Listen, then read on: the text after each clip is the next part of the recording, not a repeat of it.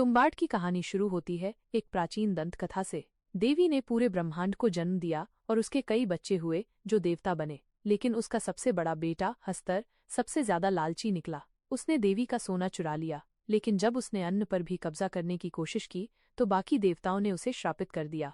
देवी ने उसे बचा लिया, लेकिन उसे हमेशा के लिए अपनी कोख वूम में बंद कर दिया। यह नियम बना दिया गया कि हस्तर की कभी पूजा नहीं होगी, न उसका कोई मंदिर बनाया जाएगा।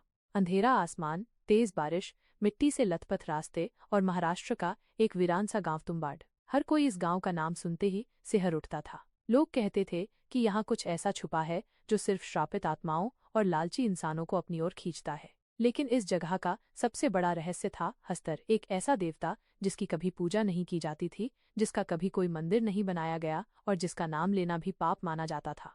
कहानी की शुरुआत होती है 1918 के तुम्बाड गांव से, जहां बारिश कभी नहीं रुकती। यह गांव एक अभिशाप की तरह लगता है और उस अभिशाप का केंद्र थी एक पुरानी डरावनी हवेली। उस हवेली में सरकार नाम का एक बूढ़ा ब्राह्मण जमींदार रहता था, जिसके पास सोने के खजाने की अफवाह थी, लेकिन कोई नहीं जानता था कि सच क्या है। उस हवेली में एक और रहस्यमयी चीज थी, सरकार की रखेल और उसकी देखभाल करने वाली एक बूढ़ी औरत जो जंजीरों में बंधी रहती थी। उसका चेहरा झुर्रियों से भरा था, उसकी आंखें सफेद पड़ चुकी थीं और उसका शरीर एक मम्मी की तरह सूख चुका था। लेकिन एक नियम था, उसे कभी भूखा नहीं रखना था, क्योंकि अगर उसे भूख लगी तो कुछ बहुत भयानक हो सकता था।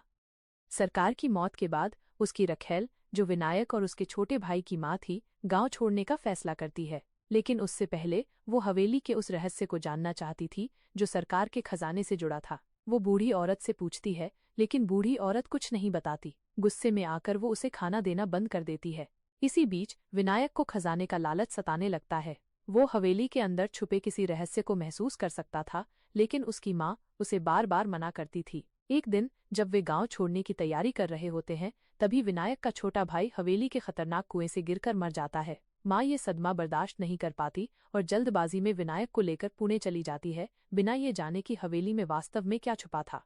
सालों बाद 1933 में विनायक बड़ा हो चुका है, लेकिन गरीबी में जी रहा है। अब वो शादीशुदा है, उसका एक बेटा भी है, लेकिन उसकी जिंदगी आर्थिक तंगी में गुजर रही है। उसे फिर से तुम्बाड के खजाने की याद सताने लगती है। माँ के दिए वचन को तोड़कर वो वापस तुम्बाड लौटता है, उस हवेली के रहस्य को सुलझाने जो बरसों से उसे बुला रही थी।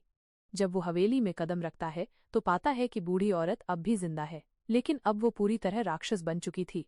उसकी त्वचा और झुर्रियों में कीड़े रेंग रहे थे, उसके नाखून नुकीले पंजों जैसे हो गए थे और वो केवल भूख से तड़पती थी। विनायक को याद आता है कि बचपन में उसने एक मंत्र सुना था, सो जा वरना हस्तर आ जाएगा। जैसे ही वो मंत्र कहता है, बूढ़ी औरत डरकर शांत हो जाती है। अब विनायक को एहसास होता है कि इस मंत्र में कोई शक्ति है। वो बूढ़ी औरत से पूछता है कि खजाने का रहस्य क्या है, और इस बार वो उसे बताती है। हस्तर देवी की कोख में बंद है, उसके पास सोने की थैली है, लेकिन उसे चुराना असंभव है। विनायक अब तय कर लेता है कि वो हस्तर से मोहरें चुराएगा। वो हवेली के नीचे बने एक गहरे कुएं में उतरता है, जहां देवी की कोख स्थित थी। ये एक अंधेरी, सड़ी गली जगह थी, जहां हर तरफ दीवारों पर देवी की मूर्तियां बनी हुई थीं और जमीन पर गेहूं बिखरा हुआ था। अचानक एक परछाई हिलती है। हस्तर कोई आम राक्षस नहीं था। वो छोटा कद का था, उसका शरीर कंकाल जैसा सूख चुका था, उसकी आंखें लाल थीं और उसका पेट अंदर धंसा हुआ था। वो भूखा था। वो अपनी सोने की थैली को कसकर पकड़े हुए था, लेकिन जैसे ही विनायक उसके सामने गेहूं फेंकता है, वो खाने के लिए टूट पड़ता है। विनायक मौके का फायदा उठाकर उसकी थैली से मोहरें निकाल लेता है और भाग जाता है। अब विनायक अमीर बन चुका है। वो बार बार तुम्बाड जाता है, हर बार कुछ और मोहरें चुराकर पुणे लौटता है। धीरे धीरे उसकी जिंदगी बदलने लगती है। वो एक बड़ा आदमी बन जाता है, लेकिन लालच की भूख कभी खत्म नहीं होती। वो अपने दोस्त रघु को भी इस रहस्य में शामिल कर लेता है और दोनों साथ मिलकर अधिक सोना चुराने लगते हैं। लेकिन हर बार ये काम और ज्यादा खतरनाक होता जाता है। हस्तर अब पहले से सतर्क हो चुका था। एक दिन रघु लालच में आकर और ज्यादा मोहरें चुराने की कोशिश करता है, लेकिन वो गलती कर बैठता है। हस्तर उस पर झपट पड़ता है और उसे नोच नोच कर मार डालता है। विनायक किसी तरह बचकर भाग जाता है, लेकिन उसे एहसास हो जाता है कि अब यह खेल ज्यादा दिनों तक नहीं चल सकता।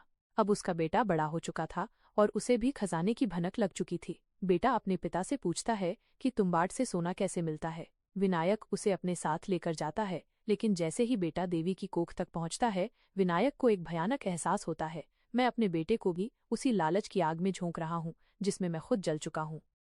विनायक एक आखिरी फैसला लेता है, वो खुद अपने शरीर पर गेहूं की थैलियां बांध लेता है और कुएं में कूद जाता है। जैसे ही वो नीचे पहुंचता है, हस्तर उस पर टूट पड़ता है। लेकिन इस बार विनायक पहले से तैयार था। वो खुद को आग लगा लेता है और हस्तर के साथ देवी की कोख में जलकर राख हो जाता है। ऊपर खड़ा उसका बेटा सब कुछ देख रहा होता है। वो सब कुछ समझ जाता है। लालच ही सबसे बड़ा अभिशाप है। वो तुम्बाड को हमेशा के लिए छोड़ देता है, बिना पीछे मुड़े। बारिश अब भी जारी है। तुम्बाड अब भी अंधेरे में डूबा हुआ है, लेकिन अब वहां विनायक नहीं है, वहां सिर्फ हस्तर है और वो श्राप जो लालची आत्माओं को हमेशा अपनी ओर खींचता रहेगा। ऐसे ही मूवी वीडियोस के लिए हमारे चैनल इट्स ओरिजिनल को सब्सक्राइब करें। धन्यवाद।